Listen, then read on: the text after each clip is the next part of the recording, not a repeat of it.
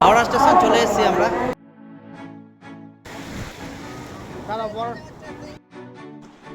Hello বন্ধুরা, ready হয়ে গেছি, প্রায় গুছানো প্রায় শেষ।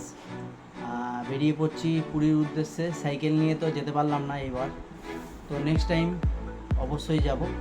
তোমাদের কাছে সম্পূর্ণ ভিডিও অবশ্যই তোমরা আমার কাছ থেকে এই ভিডিওটা পাবে। আপাতত ব্যাগ প্রায় গুছানো শেষ, দেখতেই পাচ্ছ। এই যে ব্যাগ গুছিয়ে ফেলেছি, আর এবার শুধু যাওয়ার পালা। 4:30 নাগাদ আমরা ট্রেন ধরবো এখান থেকে। গোপ্রো নেওয়া হয়নি, এটাই তো মেন জিনিস। এবার কিন্তু চরম ভিডিও হচ্ছে। হ্যাঁ, অনেক কিছু এক্সপ্লোর করব, ইচ্ছা আছে। দেখা যাক কতটা করা যেতে পারে। কপাল সেরকম তো সাথ দিচ্ছে না।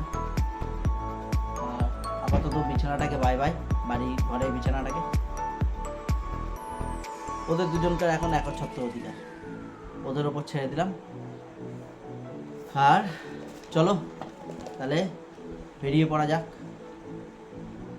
সানগ্লাসটা কেমন হয়েছে বলো? কেমন লাগছে? ভালো লাগছে না? চলো সি বিচে গিয়ে দেখা হবে। না, তার আগে ট্রেনে গিয়ে দেখা হবে। আস্তে আস্তে সব ভিডিওই দেবো। সি বিচে এই সানগ্লাস পরে বেরিয়ে পড়লাম আমরা পুরীর উদ্দেশ্যে। চলো, মায়েরা আগেই চলে গেছে, ওদের টোটো করে দিয়েছি, কারণ হাতে কম পারে তো। বয়স্ক মানুষ দুটোকে পাঠিয়ে দিয়েছি টোটো আর লাগেজ দিয়ে। আর আমরা বেরিয়ে পড়লাম, হাঁটা শুরু করে দিয়েছি। আমাদের স্টেশন খুব একটা দূরত্ব নয়, খুব জোর হলে 30 সেকেন্ডও বলতে ভুল হবে। চলে এসেছি স্টেশনে, জাস্ট বেরোলাম আর স্টেশনে চলে এলাম। আর সমস্যা একটাই, এখন স্টেশনে ট্রেন দিয়ে দিয়েছে। যেখান দিয়ে আমরা যাওয়া আসা করি সেখানে ট্রেন চলে এসছে বলে সমস্যা এখানে। এই যে এখন ট্রেনের তলা দিয়ে যেতে হবে। মনে হয় ব্রিজ দিয়ে যাবে, যা করে আমি ট্রেনের তলা দিয়ে চলে যাবো, কারণ লাগেজগুলোকে নামাতে হবে। স্টেশনে চলে এসেছি আমরা। ওই যে মোনারাও চলে এসছে, ওরা ব্রিজ দিয়ে নয় নিচে দিয়েই চলে এলো। ব্রিজ দিয়ে অনেকটা ঘুরতে হয়, মায়েরা এখনও এসে পৌঁছয়নি। মায়েদের আসতে গেলে ওই রাস্তা দিয়ে ঘুরে এদিক দিয়ে আসতে হবে।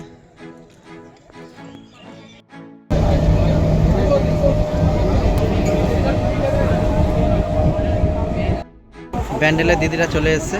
দিদি এখানে বসেছে, মা এখানে, বাবু ওখানে, মুনা, আর এখানে জ্যোতি। জ্যোতি এসে ফোন করতে শুরু করে দিয়েছে।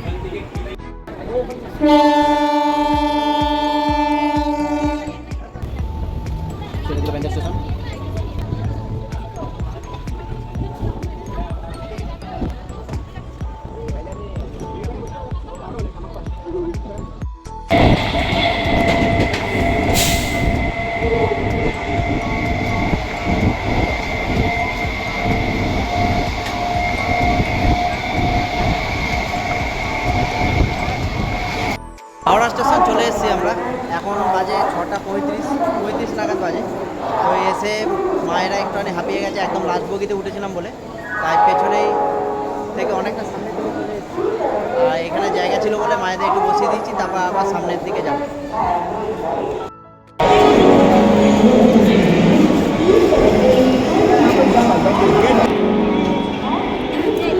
গাড়ি করে নিয়েছি, 23 নম্বরে যাব। মায়েরা একটু বয়স্ক, সেই কারণে সবাইকে তুলে দিয়েছি।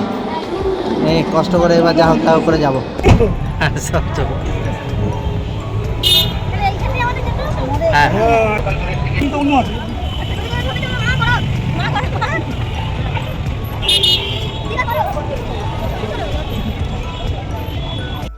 দাদাকে ছেড়ে দিলাম আমরা। 150 টাকা নিল। আমরা ছিলাম 7 জন, আর প্লাস লাগেজ নামিয়ে দিয়েছি আমরা। আর চলে এসেছি আমরা 23 নম্বর প্ল্যাটফর্মে। দেখতেই পাচ্ছ অনেকটা সামনের দিকেই এসেছি, কারণ আমরা আমাদের কোচ নাম্বার হচ্ছে SE1। সাইকেল নিয়ে পুরী যাত্রাটা আমার সফল হলো না।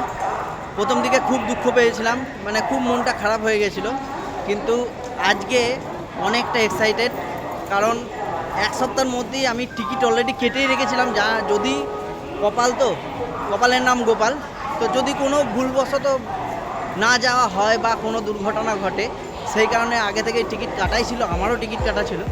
তো ফ্যামিলি নিয়ে যাব সেটাই চিন্তাভাবনা ছিল। দুদিন ধরে খুব মনটা খারাপ ছিল যে যেতে পারলাম না, কিন্তু আজকে সবাইকে নিয়ে যখন বেরিয়েছি, হাওড়া স্টেশনে এসেছি, মনের মধ্যে একটা অন্যরকম আলাদা এনার্জি বলতে পারো, খুব আনন্দ লাগছে। সবাইকে নিয়ে পুরী বেড়াতে যাচ্ছি। পুরীটা খুবই যাই আমরা, বছরে দুবার তো যাই, আর বছর যতবারই যাই ততবারই মায়েদের নিয়ে যাওয়ার চেষ্টা করি। কারণ হচ্ছে বয়স্ক মানুষ, তারা পুরীটাই বেশি প্রেফার করে। জগন্নাথের কাছে তারা খুবই ভক্ত, মানে জগন্নাথ দেবের খুবই ভক্ত, খুব ভালোবাসে তারা। সেই কারণে বারবার পুরী যাওয়া আমাদের সত্যি কথা বলতে পুরী যাওয়াটা আমাদের কাছে মানে খুব আনন্দের বিষয়। মানে না যেতে পারলেই আমাদের যেন কেমন মনে হয়। তো এখন যাচ্ছি ফুড প্লাজাতে, দেখি কিছু খাবার পাওয়া যায় কিনা, আর কিছু চিপস আমরা কিনে নেবো।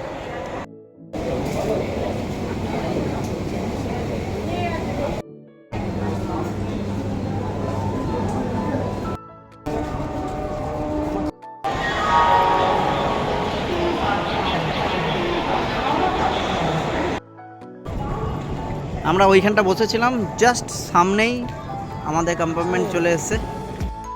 ঘড়ির কাঁটা বলছে 10:16, পুরো 10টার সময় ট্রেন দিয়ে দিয়েছে। এটা হচ্ছে হাওড়া পুরী স্পেশাল 12837 ট্রেনের নাম্বার। আর এই পেছনের কম্পার্টমেন্টটাই আমাদের সিট পড়েছে। একটা পুরো রো 6খানা যে সিটটা হয়, পুরোটাই আমাদের সিট পড়েছে। আর একটা কোথায় পড়েছে এখনও পর্যন্ত দেখিনি, ওটা দেখে কাছাকাছিই হবে, ওটা দেখে সেই জায়গায় চলে যাব। সবাই মিলে এখন ওখানে বসে পড়েছি, আড্ডা দেওয়া শুরু হয়ে গেছে। আমিও ভেতরে উঠে যাব, ভেতরে চলে যাব। চলো তোমাদেরকেও নিয়ে যাচ্ছি। উঠে পড়ছি, জার্নি শুরু পুরীর উদ্দেশ্যে, হাওড়া থেকে তবে এসো, ভিডিওর মাধ্যমে তোমাদেরকেও দেখাবো পুরো ভিডিও।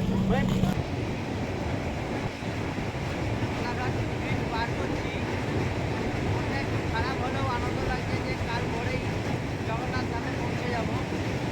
কারণ ঠিক এক সপ্তাহ আগেই আমি এই কোলাঘাট আর বেচাতা থেকে আমি ফিরে গেছি। 12:18-তে আসার কথা, সেখানে 12:25-এ এলো, মাত্র 7 মিনিট লেট। এটা স্বাভাবিক ব্যাপার, কোনো 7 মিনিট লেটটা কোনো ব্যাপার নয়। তো 12:28-এ ট্রেন ছেড়ে দেবে, 26 হয়ে গেছে। খড়গপুর স্টেশন পৌঁছলো সবে মাত্র।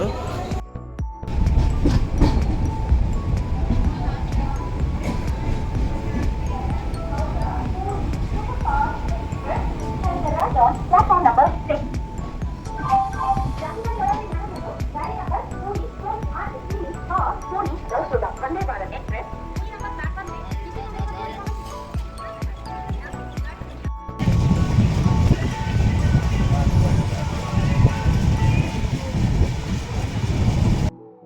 আমরা পৌঁছে গেলাম, সবে মাত্র ট্রেন ঢুকছে স্টেশনে।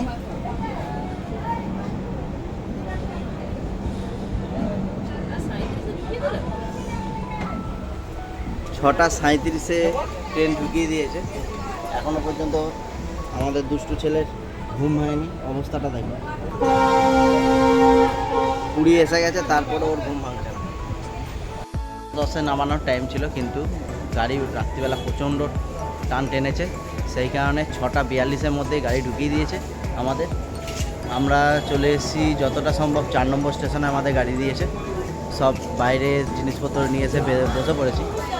মায়েরা একটুখানি ফ্রেশ হয়ে চলে আসবে, তারপর যাব সামনের দিকে। সামনে বেরিয়ে আমরা টোটো ধরবো, টোটো বা অটো করব, অটো করে চলে যাব একদম স্বর্গদ্বার। সামনেই সমুদ্র, সমুদ্র দেখা শুরু। আমরা প্রায় চলে এসেছি স্বর্গদ্বারের কাছাকাছি।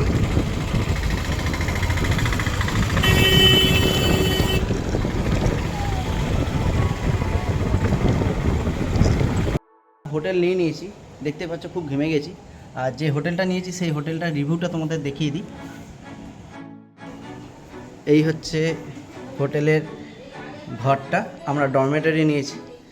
এখানে একটা বেড রয়েছে, এখানে একটা বেড রয়েছে। সঙ্গে এখানে একটা ওয়ার্ডরোব রয়েছে, আয়না রয়েছে, দুদিকে দুটো ফ্যান রয়েছে বড় বড়, আর এদিকে একটা টেবিল রয়েছে। আমি লাগেজ নিয়ে চলে এসেছি অলরেডি। এইবার যেটা আসল জিনিস সেটা হচ্ছে বাইরের ভিউটা দেখো। এটা একটা বসার জায়গা, সুন্দর বসার জায়গা, আর ঠিক এইখান থেকে আমাদের ভিউটা।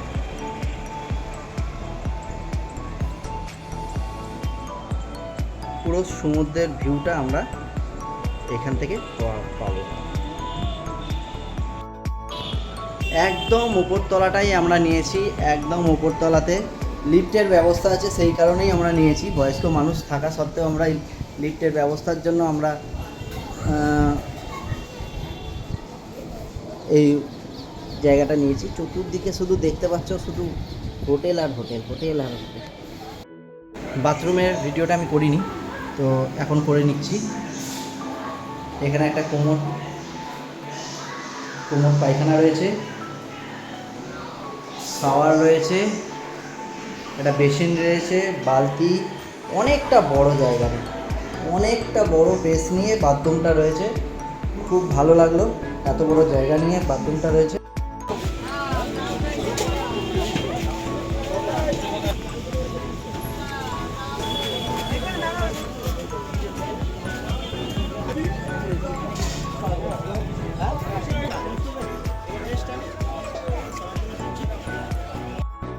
এখন জল খাবার চলছে, মুড়ি আর চপ নিয়ে আসা হয়েছে,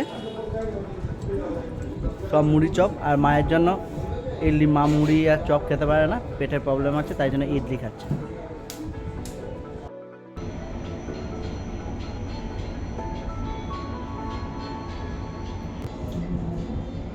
বেরিয়ে পড়ছি সমুদ্রের ধারে যাওয়ার জন্য।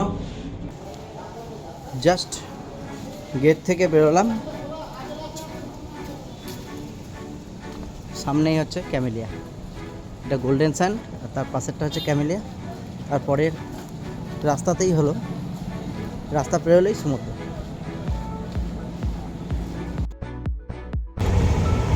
বেরিয়ে গেলাম সমুদ্র সৈকতের কাছে যাওয়ার জন্য। চলো যাওয়া যাক, চলে এসেছি।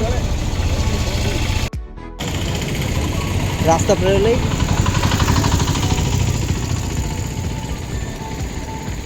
সমুদ্র। চলো গিয়ে একটুখানি দুষ্টুমি করা যাক। আসবো না ভাবছিলাম, তারপর দেখলাম না এলে মন টিকছে না বাড়ি ঘরের মধ্যে একদম, তাই চলে এলাম সমুদ্রের ধারে একটু মাতামাতি করতে। জ্যোতি অলরেডি সমুদ্রেতে চলেই গেছে, ওই যে দেখে নাও, জ্যোতি সেই মজা নিচ্ছে। জ্যোতি, বাবান দারুণ মজা নিচ্ছে। আমরা এটার সমুদ্রে মজা নিয়ে নিই, আর কি করবো।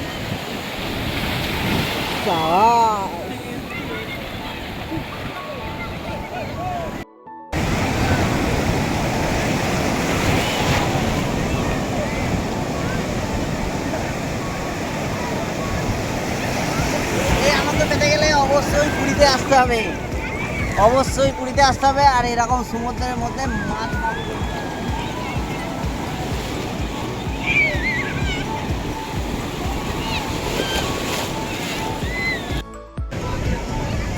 এই হচ্ছে সমুদ্র সৈকত, পুরী সমুদ্র সৈকত। আর সেইখানে এখন আমি উপস্থিত হয়ে গেছি। ঘরে একদম মন বসছিল না, যাই হোক চলে এসেছি। এইখানে এসেছিলো মা, ছতি আর বাবু আর জ্যোতি এসেছিলো। তো ওরা আসাতে আমিও অনেকক্ষণ বাড়িতে টুকটাক কাজ করেই রুমে টুকটাক কাজ করে চলে এসেছি। তো এখন বেরিয়ে পড়বো, দেরি হয়ে যাচ্ছে, কারণ আর বেশিক্ষণ থাকবো না, রোদ হয়ে গেছে সবথেকে বড় কথা। আর গা চিচি করছে, রোদে থাকতে ভাল লাগছে না, তো এগিয়ে যাব। আপাতত সমুদ্রকে টাটা, বিকেলবেলা ফুল টিম নিয়ে হাজির হব।